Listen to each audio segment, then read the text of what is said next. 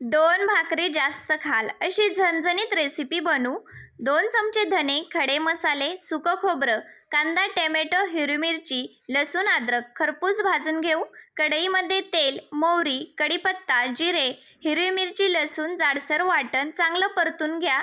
हळद, 2 वाटी पाणी, चवीनुसार मीठ, ओवा. पाण्याला उकळी आली की 1 वाटी बेसन पीठ वैरून घ्यायचं.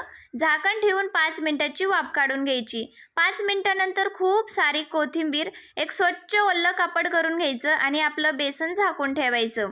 एका पातेल्यामध्ये तेल, मोहरी, कढीपत्ता छान तडतडला की तयार वाटण तेल सुटेपर्यंत परतून घ्यायचं. आवडीप्रमाणे मसाले, पाणी आणि चवीनुसार मीठ. आमटी तयार. आमटी उकळत आहे तोपर्यंत आपण इथे पटकन वड्या तयार करून घ्यायच्या आणि आमटीमध्ये 2-3 वड्या सोडायच्या. झणझणीत पाटवडी तयार आहे. भाकरीसोबत खाऊ शकता. धन्यवाद.